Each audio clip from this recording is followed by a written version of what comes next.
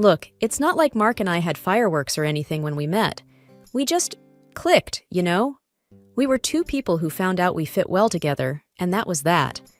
Love came later, like a surprise guest at a party you didn't know you were throwing. I'm Emily, by the way. Emily Johnson. Well, now it's Patterson since I married Mark. Mark's a great guy, steady and kind.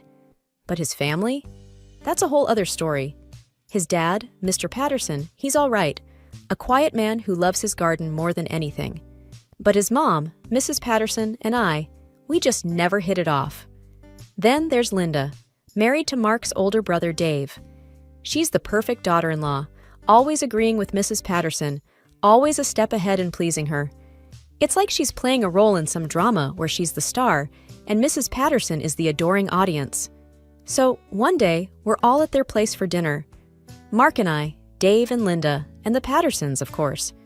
Mrs. Patterson's going on and on about their new house. You know, the one they got with a huge mortgage? She's like a broken record, always comparing it to our small apartment. Mrs. Patterson's voice cut through the air, sharp and clear. You really should think about upgrading, Emily. Living in such a cramped space, it's just sad. I tried to keep my cool. We're happy with what we have, Mrs. Patterson. It's cozy. Linda chimed in, her voice dripping with fake sympathy. Oh, but just imagine having a place like this. You must be so envious. Mark squeezed my hand under the table, a silent plea for me to let it go. I bit my tongue and forced a smile. Yeah, Linda, maybe one day, I said, keeping my voice light. Mr. Patterson, trying to change the subject, asked Mark about his work. I was grateful for the distraction. Mark talked about his latest project, and for a moment, we all fell into a more comfortable conversation. But Mrs. Patterson couldn't help herself. Well, it's good you're keeping busy, Mark. But with Emily not working, I do wonder how you manage. It must be tough. I felt my face flush. Actually, I've been thinking about starting my own business, I said, more to stand my ground than anything else. Mrs. Patterson raised an eyebrow. A business? What can you possibly do?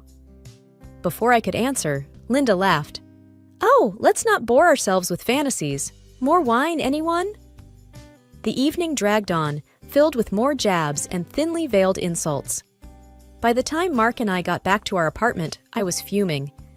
Mark tried to calm me down. Hey, just ignore them. We know what we have, and that's all that matters. I nodded, but inside, I couldn't shake off the feeling of being looked down upon, of being the underdog in a family that thrived on appearances and material wealth.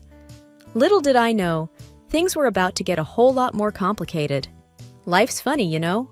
One minute you're thinking you've got it all figured out, and the next, you're wondering how you got stuck in this sitcom of a family drama. That's how it felt every time we visited Mark's parents. Their new house was like a trophy, big, shiny, and always on display. I remember this one Saturday. Mark and I were at our place, enjoying our usual lazy morning routine, when he got a call from his dad, asking if we could come over. I knew what that meant. Another round of show off the house and make Emily feel small. We got there, and Mrs. Patterson was in full hostess mode, guiding us through rooms we'd seen a dozen times already. And here's the new coffee table we got. Italian marble, you know. It's quite expensive, but you get what you pay for. Mark, bless him, always tried to be diplomatic. Looks great, Mom. Really ties the room together. I just nodded along. What else could I do? Then came the inevitable comparison. I just can't imagine how you two manage in that tiny apartment of yours. It must feel so cramped, Mrs. Patterson said, her voice all sugary concern. I felt my patience wearing thin. It's not that bad, Mrs. Patterson. We like it. She tisked, shaking her head. But you deserve better, Emily. A woman should have a proper home, not some shoebox.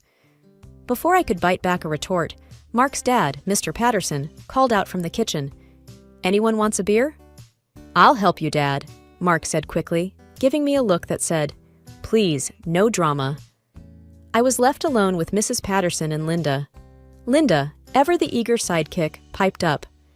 You know, Emily, there's a certain charm to living minimally, but of course, it's not for everyone. Some of us prefer comfort. Exactly, Linda. Comfort and style, Mrs. Patterson added, glancing around her lavish living room. I forced a smile. Well, everyone has their own taste, right? We're happy with what we have. Mrs. Patterson sniffed. Of course, dear. Happiness is all relative after all. The rest of the visit was more of the same subtle digs and not so subtle boasts. By the time we left, I was mentally exhausted. On the drive back, Mark tried to lighten the mood. Hey, don't let them get to you. You know how they are. I sighed, staring out the window. I know, it feels like it's never going to end, you know? Mark reached over and squeezed my hand. We'll get through it. We always do. But as we drove back to our shoebox, I couldn't help but feel a twinge of frustration. Why did it always have to be a competition with them? Why couldn't they just be happy for us as we were? Life's like a roller coaster, they say. You never see the twist coming. That week was one such twist for me. I got a call from my mom, telling me that Grandpa had passed away. I was heartbroken, of course. He was always kind to me, a bit of a silent supporter in my corner. The shock came when we found out he left me a pretty hefty sum, $500,000. I couldn't believe it. Mark was happy for me, in his quiet way. That's great, Em. Grandpa really cared about you. But when we told his family, well, that was a whole different story. We were at another family dinner when I mentioned it, not thinking much of it. Mrs. Patterson's eyes lit up like Christmas lights. $500,000? My word, Emily, that's quite a sum. Linda was quick to add her 2 cents. Oh, the things you could do with that money. But the mood shifted when Mr. Patterson coughed, a deep, rattling sound that had us all looking his way. He waved us off. Just a bit under the weather, that's all. The conversation moved on, but I couldn't shake off the concern for Mr. Patterson. He looked pale, more tired than usual. It was only a couple of days later when we got the news. Mark's voice was somber when he told me, Dad's sick, Em. Really sick. The doctors are saying it's serious. I felt a cold knot in my stomach. How bad? Mark sighed, running a hand through his hair. They're not sure. Could be weeks, maybe less. The news hit the family hard. Mrs. Patterson was a mess, but not in the way you'd expect. It was more about the what now than the what if. We were in their living room, Mrs. Patterson pacing like a caged animal.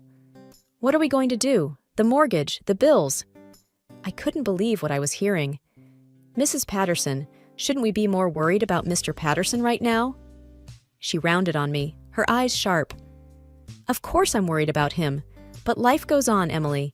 We have to think about these things. Linda was nodding along, ever the faithful echo. She's right, Emily. It's important to be practical.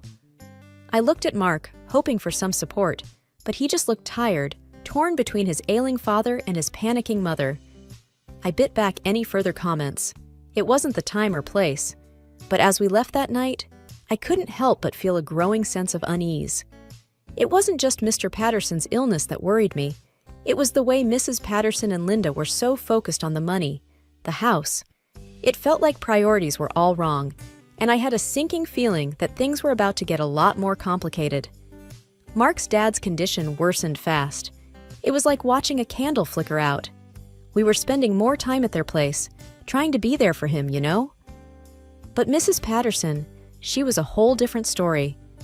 Always talking about the mortgage, the bills, as if that was the biggest worry. One evening, we were all there, the whole family. Mr. Patterson was lying in bed, looking frail and tired. Out of nowhere, he asked to speak to Mark alone. Just them two. It was strange, seeing him so serious. Mark looked taken aback, but nodded. Sure, Dad, let's talk. They went into the bedroom and closed the door. That's when I noticed Mrs. Patterson and Linda. They were like cats who heard a can opener. Their ears practically perked up. What do you think they're talking about? Linda whispered to Mrs. Patterson, not even trying to hide her curiosity. Mrs. Patterson had that look, you know, like she was trying to solve a puzzle. I don't know, but I bet it's about the will or the house. I was standing there, feeling awkward, when Linda turned to me. Emily, you must be dying to know, right? I mean, with your husband being the only son and all. I shrugged, not wanting to play into their game. It's their business. If Mark wants to tell me, he will. But inside, I was curious. What was so important that it had to be said in private? After what felt like ages, Mark came out. His face was unreadable. Mrs. Patterson and Linda pounced like hawks. "Well, what did he say?" Mrs. Patterson demanded. Mark shook his head. "It's personal, Mom. Dad just had some things to get off his chest." Linda tried a different angle. "But it must be about his will, right? Or the house?" Mark's expression didn't change. "Linda, I'm not discussing it. It was a private conversation." The air was tense after that. Mrs. Patterson kept shooting me these looks, like I was hiding something. But the truth was, I knew as little as she did. That night, back at our place, I asked Mark about it. "So, what did your dad want to talk about?" Mark was quiet for a moment. Then he looked at me, his eyes serious. "He's worried, Em. About Mom, the house, everything. He just wanted to make sure I knew what to do, after—" I nodded, understanding. Of course. But deep down, I had this feeling that there was more to it, something Mark wasn't telling me. And whatever it was, I knew it was big. Mr. Patterson's passing hit everyone like a ton of bricks. It was one of those times when you realize life's too short, but some people never get that memo. The funeral was barely over when Mrs. Patterson started talking about the mortgage again. We were all at their house after the service, kind of a somber gathering when she brought it up. Now that he's gone, we need to think about the future. The mortgage on this house won't pay itself. Linda was nodding along, always her loyal supporter. It's a lot of responsibility, especially now. I was still in my black dress, feeling the weight of the day, when Mark's mom turned to me. "Emily, you recently came into some money, right? It only seems fair that you contribute, given the circumstances." I was stunned. Was she really asking me to pay off their mortgage with my inheritance? "Mrs. Patterson, it's not why Grandpa left me that money." Mark was rubbing his temples, looking like he wanted to be anywhere but there. "Mom, let's not do this now, please." But she was like a dog with a bone. "Mark, I'm just being practical. We're family, and families support each other. Emily, you can afford it now, can't you?" I felt my face getting hot. It's not about affording it. It's about what's right. That money was meant for me and Mark, for our future. Mrs. Patterson's face hardened. "Well, this is your family's future too, isn't it? Unless you don't consider us family." Before I could reply, Mark squeezed my hand. "Let's talk about this later, okay? It's been a long day." But Mrs. Patterson wasn't having it. "No, I want to know now. What will you do, Emily? Will you help your family or not?" The room was tense. Linda was watching me like a hawk, waiting for my response. I took a deep breath. We'll think about it, but this isn't the time or the place to decide." Mrs. Patterson seemed somewhat appeased, but her eyes were cold. "Fine, but remember, family is everything. We have to stick together." As we left, I felt Mark's hand in mine, tight and reassuring. But inside, I was reeling. The nerve of her, asking for my inheritance like it was nothing. It felt like she was trying to claim something that wasn't hers, and it didn't sit right with me at all. After much back and forth and a heavy heart, I decided to use my inheritance to pay off the mortgage on Mrs. Patterson's house. It was a decision I didn't take lightly, and I did it mostly for Mark's sake. We were at Mrs. Patterson's house for a dinner she organized to celebrate the mortgage being paid off.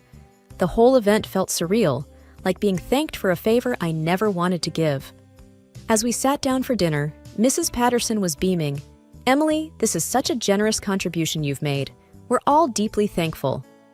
I nodded, a tight smile on my face. "Happy to help, Mrs. Patterson."